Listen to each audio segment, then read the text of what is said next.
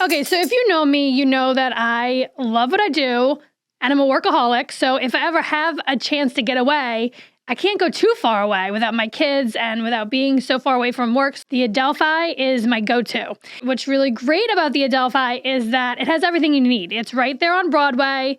It has a restaurant, it's got the breakfast joint, it's got it all. And the room service is amazing. So last Christmas, we did Christmas Day night at the Adelphi. We booked the Polaris suite, which is really special because it has a hot tub on the balcony.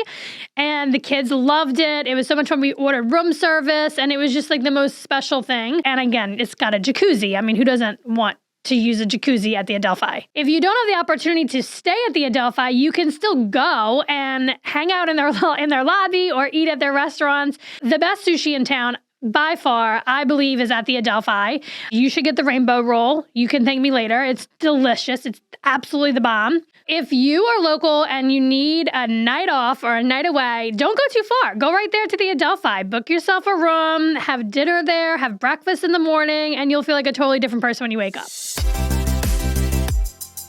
All the ideas aren't coming from the executive leadership team. It's coming from the frontline staff. So it's listening to people that have ideas about, okay, well, we've maybe always done it this way, but I'd love for you to consider doing something different. And then celebrating those ideas and bringing them forward.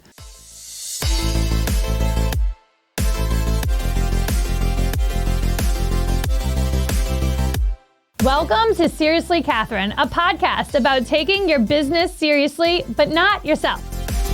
This week's hot take, I don't know if you've noticed, but I'm wearing my Disney gear. If anyone's going to Disney and you need some Disney gear, you come to my closet. I will hook you up. I got them all. I got the sweatshirts, got the shirts, I got the shoes, the headbands, the Disney headbands. Okay, got them all for you. So there has been like a lot of movement and news coming out that they're making live action versions of Disney movies, which I am totally here for it. I just saw an interview with The Rock, Dwayne Johnson, and he announced, I think on Jimmy Fallon, that they are remaking Moana live action. And of course, he's going to be Maui. I'm super excited about this. The problem, though, is I think that it's too soon. Like, didn't Moana just come out? I like that the characters that play the characters are the real people. I like that. So that's like a nod to like, okay, we're good. But I don't like that it's so soon. So the other ones that are coming out in March of 2024, Snow White. I feel like, hasn't this already been done? I don't know. I'm not looking forward to that one as much as I'm looking forward to Moana, but we got to wait until June of 2025 for that. So Cruella in 2021 was really good. We saw that in the movies, and Posey and Ruby still watch it. I loved it. It was such a good one. And Emma Stone was amazing. I loved it. And let's see, Aladdin. I don't know if Aladdin with Will Smith played the genie. So is like Robin Williams, and I just think they shouldn't have touched it. Yeah, like why make Pinocchio? Why make Dumbo? These are not things that we need to see and relive. The 101 Dalmatians, is that one with Glenn Close? Yeah, that one was good. Oh. Hercules. Hercules is coming out. Live action Hercules. And it's going to be Michael B. Jordan. Oh, Beauty and the Beast, yeah. I mean, Emma Watson. She did an amazing job. It's tough, like movies that you grew up with, that they remake. You have such a loyalty and such a relationship with these movies and the actors and the voices. So it's like you don't want it to be botched. We're going down a rabbit hole. Listen, I would love to hear what you guys say. Like comment or send me a direct message or something. Are people as opinionated about this as I am? I don't know. I'm sure there are. That's what I have to say about that. Okay, guys, this week from Saratoga Living, I got my email from After Hours, and it mentioned Kevin Costner. So, of course, I clicked on it because, I think Kevin Costner's hot. He's, old guy hot. And I also have, opinions about this because some people are like, oh, my God, he's so old. But, when I think Kevin Costner, I think, Dancing with Wolves Kevin Costner, The Bodyguard Kevin Costner. Anyway, he is a co-founder, part owner of this app called Autio. Autio, it's AUTIO. That's the name of the app.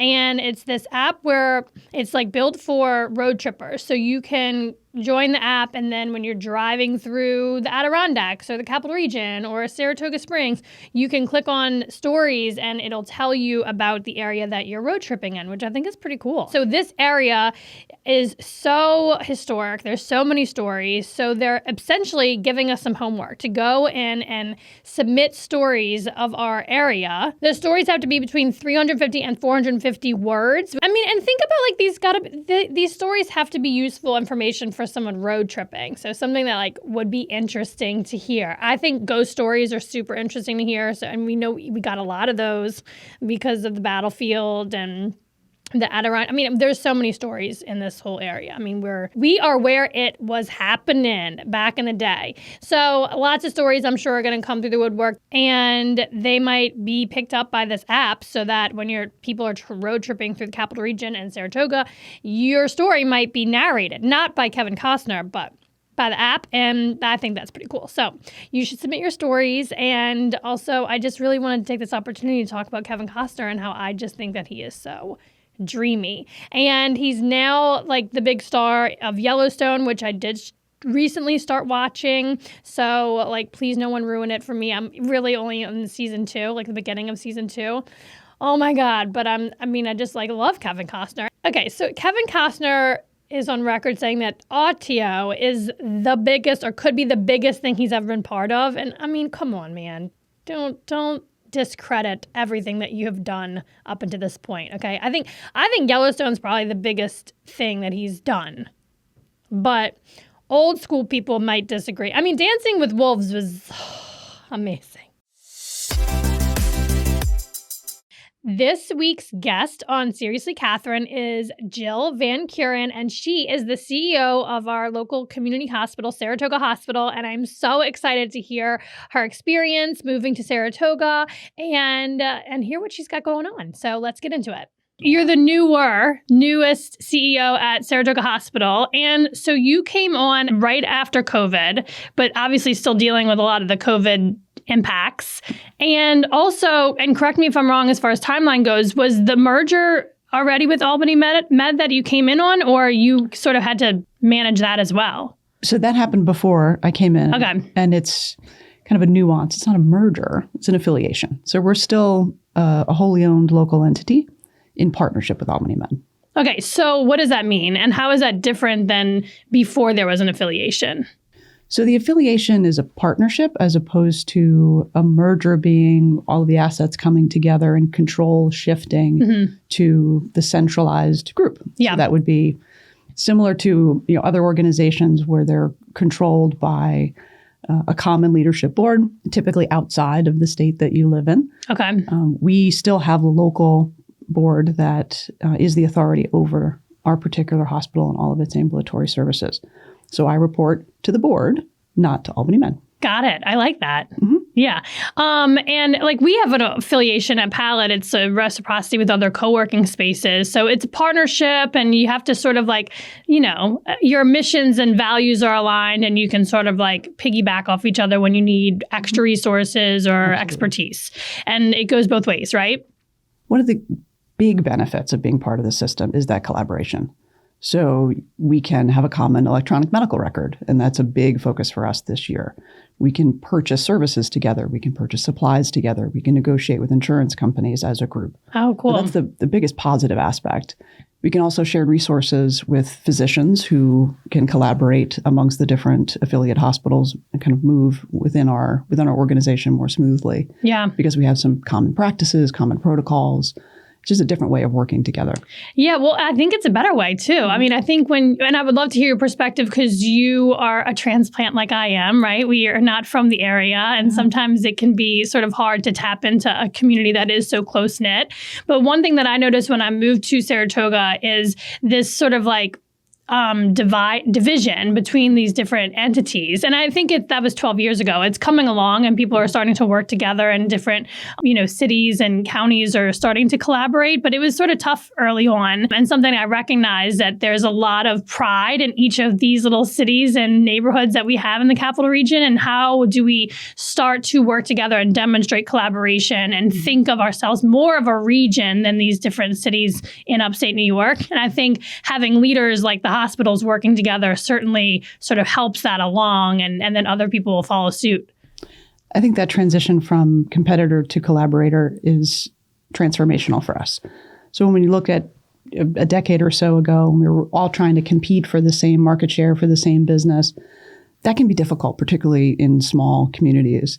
Working together, our focus shifts from competition amongst each other to how can we work together better to provide what the community needs. Yeah. And that is a management of resources that's absolutely paramount at this particular time when our resources are even more constrained. Our reimbursements are declining, our expenses are increasing. So duplication just can't happen. We need to have a laser focus on efficiency and effectiveness to be what the community needs us to be. Yeah. And just like the notion that like there's enough for all of us, the whole region. I mean, more people are moving to this area than ever before. And we're a real beacon of light, in my opinion, for the state, that it's a great place to live. It's a great place to work. We do have jobs. We have good quality of life. And there's enough for everybody, you know? So granted, if I'm living in Saratoga Springs, I'm probably not, going to go to Albany Med to get care, right? I'm going to be right here in Saratoga. But there's certainly ways that we can sort of collaborate and support each other and spread the wealth, if you will. And our goal is, if you need to go to Albany Med, that transition is smooth. Yeah. That your information travels with you, that there's communication between the Saratoga physicians and the Albany Med physicians, and that we're always on the same page together. Yeah. As we grow and mature, bringing more of those resources here to Saratoga is the goal, so that you don't have to travel as far. Yeah. And you can stay home and age in place and live and thrive in the community that you've chosen to live in. Yes, I love it. Okay, so let's switch gears and talk more about what drew you to the area. Obviously, were you looking for a job or were you poached? Kind of a combination of both. Excellent question. I was really looking for a community feel. Where I came from, Baltimore, Washington, D.C. area, there's no shortage of hospitals, right? But there is a shortage of community connection. When you live in large cities and in large metropolitan areas with 17 hospitals within 15 miles, your dedication to a smaller geography doesn't really exist. So I was living more than an hour away from the hospital that I was running at the time, serving on boards, working late into the evening, but I didn't live where I was serving. And I wanted to change that. Yeah. I really wanted to be a big part of the community, to live, work, and play in the same area. And when I came to Saratoga, I fell in love with it. I didn't think places like this existed anymore. I'll never forget the way that I described it to like my parents and my in-laws and stuff was like, just picture a Norman Rockwell painting, and that's where we live now. So it's Truly. Just like the main, like Broadway, that Main Street USA sort of feel. It's like so quintessential, and like I agree.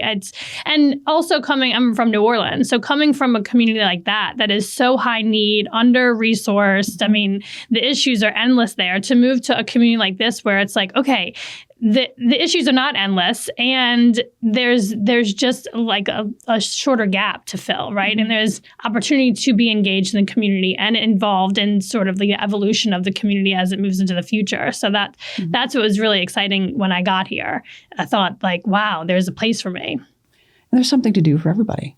If you're a hiker, a biker, a naturalist, you have that. If you're really interested in racing, that's here as well. The arts are prolific in this city. Yeah. And that really drew me as well. Both of my sons are musicians and they're into theater, and to live in a place that has all of the natural beauty, but also all of the opportunity that they were looking for was just a perfect balance for us. So, and then the other thing that I kind of wanted to talk to you about was, I've had all 3 babies at Saratoga Hospital. I remember when I was pregnant with Posey, people were like, oh, well, you should go to Bellevue, or, we're going to do this instead. I'm like, why would you go anywhere else than the hospital right around the corner, So I got amazing care. All my deliveries and pregnancies, that whole experience was completely uneventful, which is a good thing. When you're having a baby, like there was no emergency C-section or any of that stuff. But I did just almost die in August. And I'm so grateful that I got to the hospital on time and in the nick of time. And I was so well taken care of. And I was just like blown away. It's like one of those things that you never hope you need to lean on. But man, am I glad that I had just like this amazing hospital right around the corner. And I was taken seriously. Like that was another thing I was sort of concerned about. And I think it did sort of play in my head when I was going through that experience, like, oh, I don't need to really go to the hospital. Like they might send me away and I'm still just like in the same boat them in, so none of that happened. They listened, they took care of me. I mean, it was just an amazing experience. And that's the heart of who we are in Saratoga. That's the mantra of the staff. We treat everybody that walks through our door like family. We have the full spectrum of services, anything that you need. We're truly here for everything, whether we can provide it locally or we can connect you to the services, beyond the confines of Saratoga. That's what we pride ourselves on. And that when you come in, you feel validated, you're understood, everything that you need is provided for you. Yeah. It's done in a very familial type of way. Yeah, right? well, it's your neighbors, right? Like I might see Absolutely. these people in the future, walking around. And the other kind of cherry on top for me was, so I'm a weirdo. I was just so happy to be there. And it was so quiet and peaceful, unlike my house. And someone made sure I got fed. And I was like, this is just amazing. Some people were like, oh, can't wait to get out of the hospital. But I'm not that person. I'm like, I love it. Bring me another, meatloaf.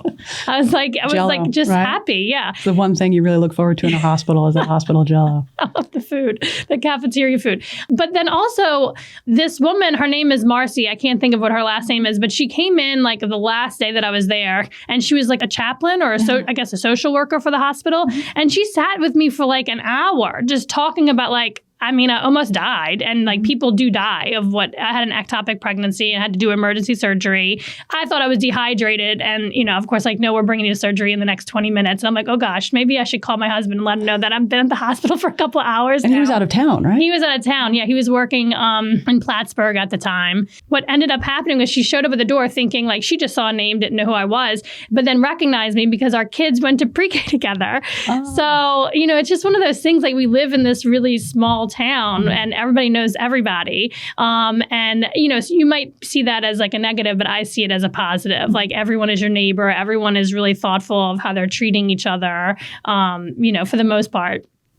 But I think it's about building relationships, right? When you have a community hospitals are based on trust. Yeah. That you need to understand the services that we provide, of course, but you have to trust that you're going to be cared for respectfully, that you're going to get everything that you need. And earlier when you said, why would anybody go somewhere else to deliver their baby?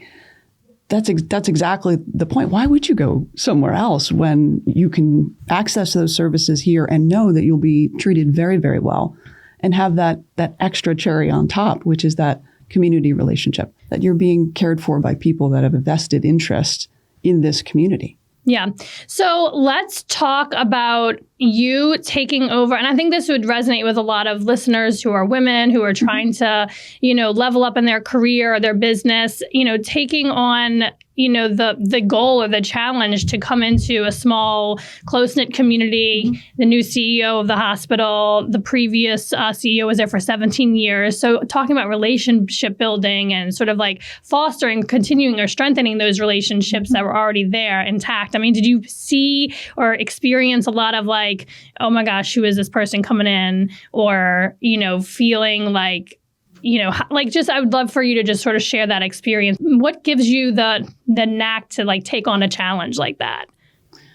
Well, I think you have to respect the past, understand it, and acknowledge it. So one of the things that was really pervasive in my interview is that they really wanted me to know how important our culture was to the organization, to the community, to the frontline staff, and that I needed to understand that component. And a lot of that has to do with the prior leadership team. And what I was coming into, it wasn't just Angelo's departure. The entire executive team was turning over. They were around the same age. Many of them had postponed their retirements because of COVID. Mm-hmm. I don't know many leaders that would leave in the middle of a crisis, right? None of them did. But it was time. So I was coming into an organization that was very well run, very well structured, a huge, figure in this community. But I was also coming into major time of change with leadership turnover, and the environment is changing. Our whole reimbursement structure really had been kind of turned upside down. We had faced losses, financial losses for the first time in more than a decade. Those are difficult situations to handle. And it looks like, okay, everybody turned over and then we started to lose money. It really had nothing to do with that. It was the environment, post-COVID that every leader across the country in healthcare was faced with. So it's difficult to explain that, But I think it's a testament to this community and to the frontline staff that make up Saratoga Hospital that we've been able to face it together and come out on the other end of this transition year. Yeah. I feel in a stronger place moving forward. Yeah. And how, like, as far as leadership qualities go, and again, in your experience, how do you sort of like rally the troops, if you will, to move into the future? There's going to be change. There's going to be different styles of communication, perhaps. How do you actually do that? It just seems like, I'm sure you're getting a lot of like, well, that's not how we did it. That's not he did it. That's how it's been done before. And that to me, when I hear that, I'm like, oh, game on. I mean, we're gonna show you how it's gonna be done now, and there's a different way, and there's changes good sort of thing. But how do you sort of like strategically retain the people who want to be part of that change and bring everyone into the future? It's engaging people, right? All the ideas aren't coming from the executive leadership team. It's coming from the frontline staff. So it's listening to people that have ideas about, okay, well, we've maybe always done it this way, but I'd love for you to consider doing something different. And then celebrating those ideas and bringing them forward. And it is all about communication. You can't say something once. It just doesn't work that way, right? So when we look at, facing challenges, it's openly discussing them, having a transparent culture. So there's nothing that we're hiding, right? These are our challenges. These are the financial situation. These are post-COVID challenges that we have to meet together. And I don't have all the answers. Yeah. No one person does. It's building collaborative teams. It's promoting from within. It's understanding the balance between how things have always been done and what market forces bring to bear. Yeah. Coming from outside of the community, I've had different experiences. It's tapping into those different experiences and adjusting them, Saratogaizing them to make them work for us. Yeah. And would you say, I mean, to me, that doesn't sound like your typical ego-driven leader that I think a lot of us have experience with, So I believe that being a woman leader is a skill set, is like a strength. So I'd like to sort of like hear your take on what it's like to be a woman in a predominantly male dominated. You actually the one who told me this. Like, what's the statistic about like there's like 200 of your positions in the country? So what is that? You know what I'm talking about? I do. Yeah. When you look at the leadership portfolio in all of the hospitals, across the United States, there's less than a third, and that's probably being generous, that are run by women or even have females on the executive team. So it is a growing challenge or an opportunity for women to take the helm, but it's often a male-driven position. And it's often a doctor? More and more, the position is held by a physician with usually a strong non-clinical chief operating officer. Okay. If you look at the training, I think there's space for both. When you have a physician leader, having a very strong business partner at the helm is really important because it is a business. You're running a multi-million-dollar entity, and I think there's that dyad collaboration is very important. When a physician takes the helm, it's important that they have some sort of a business background, whether it be an MBA or an MHA, that they've gone back to school. They typically do that. Yeah. It's challenging, right? It's kind of two different sides of the brain. Well, and it's like what you went to school for to be a doctor may not be like what you end up doing if you're the CEO of a hospital. And we see that with our frontline staff. If you look at promotion opportunities within our clinical realm, just because you're a fantastic nurse doesn't mean you'll be a great nurse manager without training. Right. So one of the things that I bring to the table is that training component, that I'm not going to just put you into the deep end of the pool and say, swim. Now you need to learn how to manage a budget, hire staff, give great performance reviews, build a wonderful schedule. Well, that doesn't happen overnight. You don't just wake up and have those leadership skills. We need to help train our team.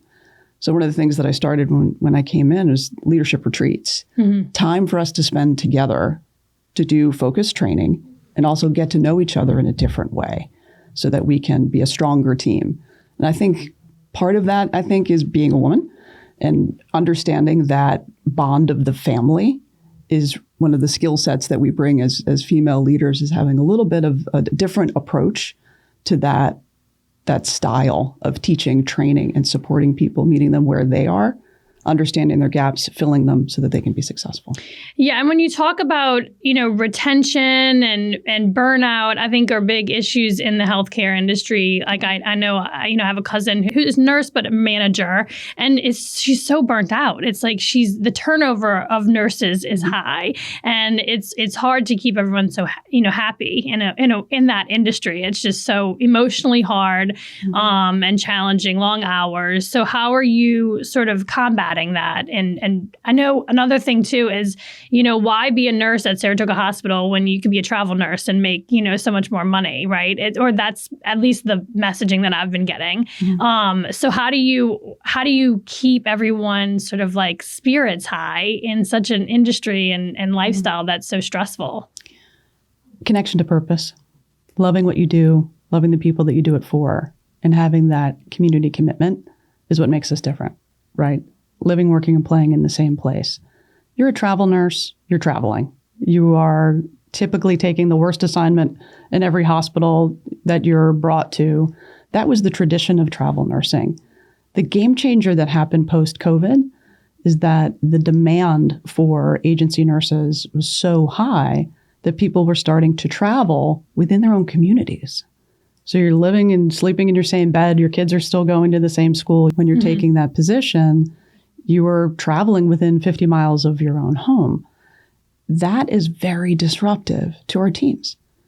When you have somebody that that they're sleeping in their own bed every night, but they're making more money than you, that's difficult to get your head around, right? It's difficult to be giving that 100% every time. And it's hard to say, well, how can the hospital afford to pay that person so much more, but not me? The answer for that is not allowing people to do that anymore. Yeah. So we've actually implemented that softly over the past year, where we were selectively not choosing people that are living in the same community and having them be agency nurses. Yeah. So we now require you to be at least 50 miles away. Okay. Or not living within the 12 counties surrounding the Albany Med Health System. Yeah. Okay, so let's talk about work ethic. So for me, I really love what I do. I enjoy going to work every day. And, so it's difficult for me to take a step back and take a break. How do you like, you move to the area and you're like, all these really amazing things you can be doing. Like, are you actually doing them?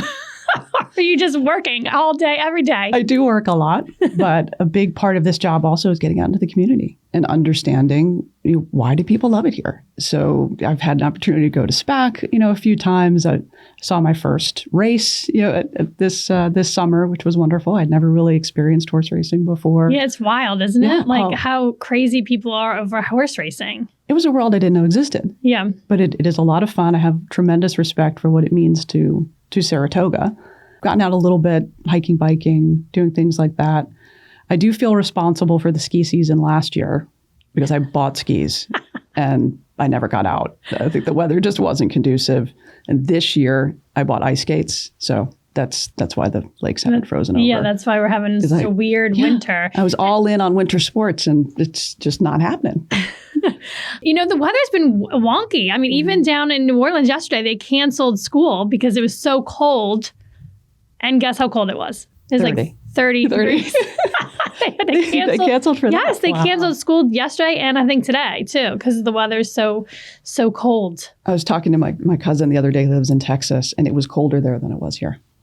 It's so weird. Yeah. I mean, it's not weird. It's science. And it's like the world, the globe is changing, So let's chat about like what's next. What is next for the hospital? So I was really excited to see, we're celebrating 100 years of having babies, delivering babies, celebrating the making of babies of 100 years. That's crazy. So the hospital, just that division? Just that one extension of our campus. So we built a new building to support the ever-growing population in Saratoga. It happened about 100 years ago. And the cool part of it for me was that particular facility, much like the hospital itself, its origins started by a group of women that were caring for the population here in Saratoga and fundraised and collaborated, and the whole hospital came from that need, right? So did the mother-baby unit. So it was a collaboration with our Flower and Fruit mission, which still exists today, Yes, I love that. Luncheon is like my favorite. It's such a good kickoff, I think, to like the season of events.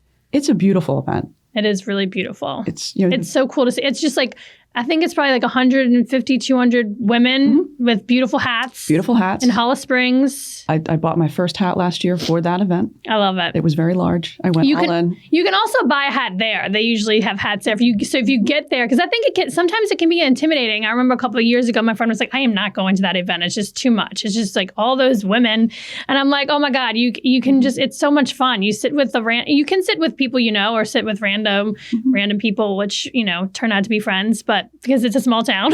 It's a small town. Chances are high you are going to sit with people you know. And you can buy a hat there. And then they sell flowers there. I killed the orchid that I got, but I can't keep orchids alive. They're finicky. I can't keep plants alive. So I can keep children alive. That's good. Isn't that enough? That's good. That's really the most important thing. Yes. That's the most important. Yes, exactly. So anything else going? Because that unit got a huge renovation just the last couple of years. Yep, we've been renovating it over time, so it's really quite lovely. So I should have another baby. I am not going to take the blame for that one, but you should if you want to. Do you think it's really important for your boys to see you like kicking ass and taking names and like being like the big dog in this town, like at the hospital? Like you're the boss. They definitely have a wonderful sense of pride. But watching me do this, they've both said, Mom, we really love what you're doing, but we don't want to do it. You work too hard. But they're extremely supportive. And they're very artistic and creative kids. They do things kind of in their own way, but they enjoy being part of this town as well.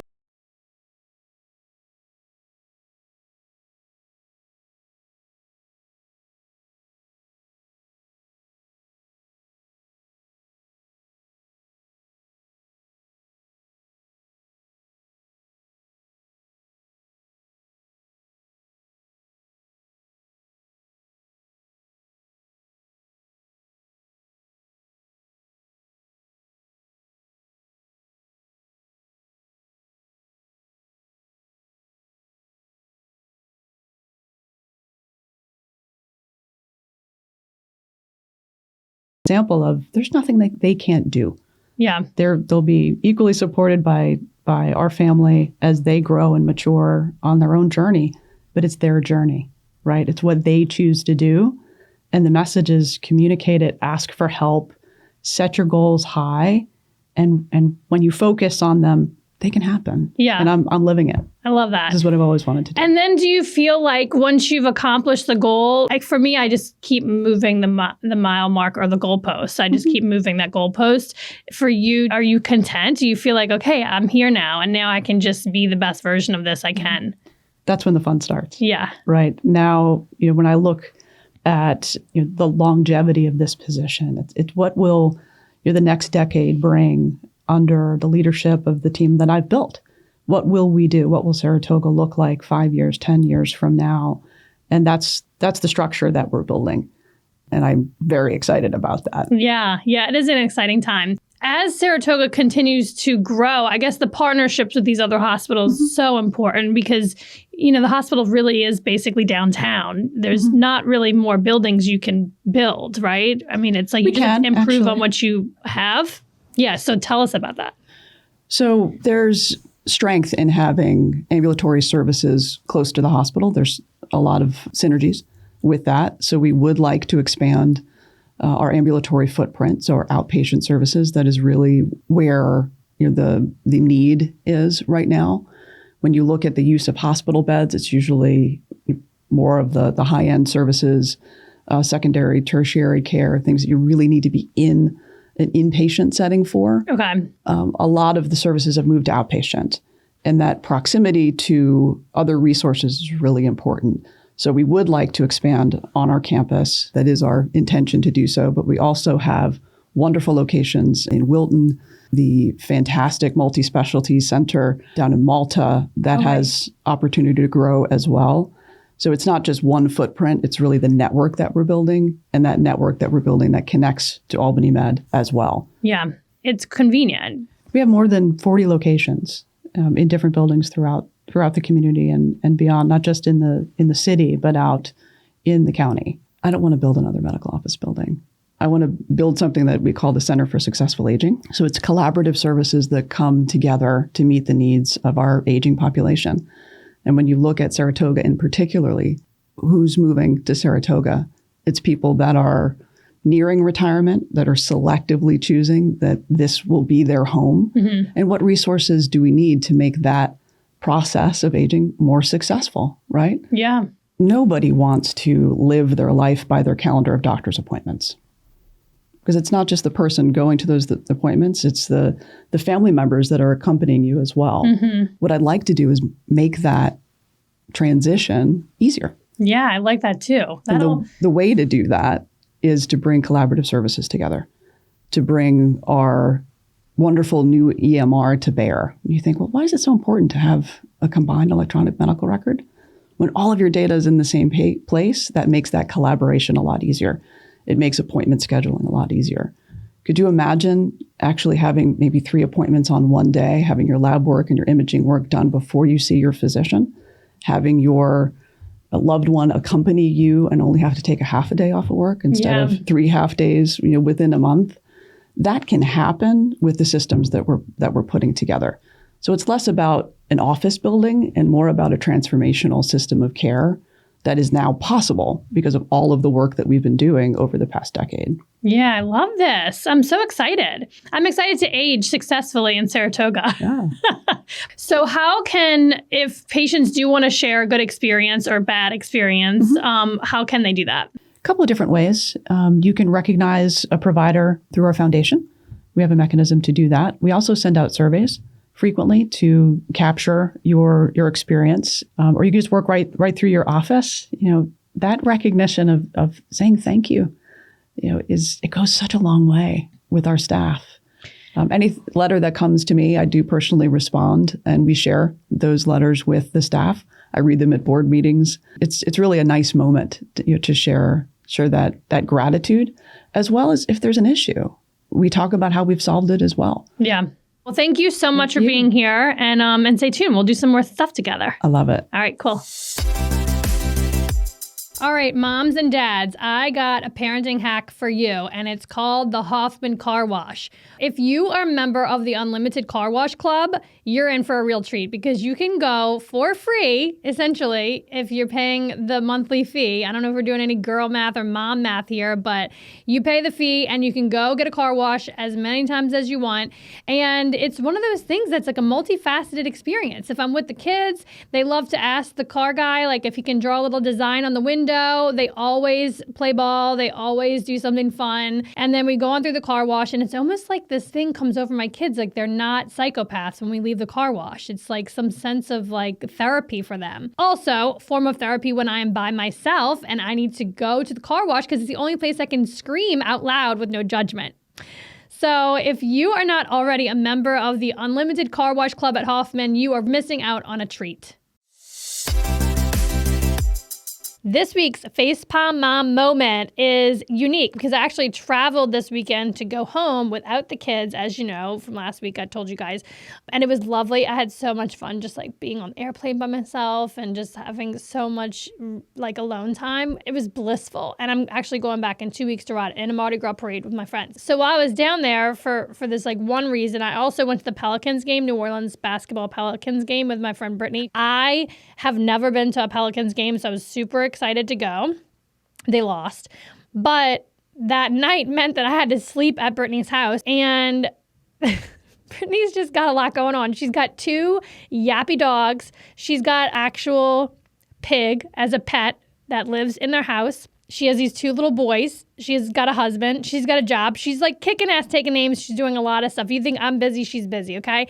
But so my whole moment was like, how is it that I traveled by myself, like without my children, and then I ended up sleeping at Brittany's house on our couch, and Ender woke me up, and it was like jumping on top of me, like, come play Nintendo with me. So I had so much fun with him, and I played Nintendo with him. I beat him 2 out of 3. Oh my God, boys are so much different than girls. Like the energy, like the the intensity, the energy, like he was like a pinball machine. And I felt like my head was on a swivel just keeping up with him. So as much as I loved being away from my girls, and I ended up spending time with a lot of kids anyway, and it's not like a this or that. It's just a different energy. And anyway, I was just like happy to be home, and I get to see them all again in 2 weeks because I'm going back to riding a Mardi Gras parade. Thank you for listening to this podcast. And if you want to connect with me, slide into my DMs on Instagram. My handle is Catherine Hover.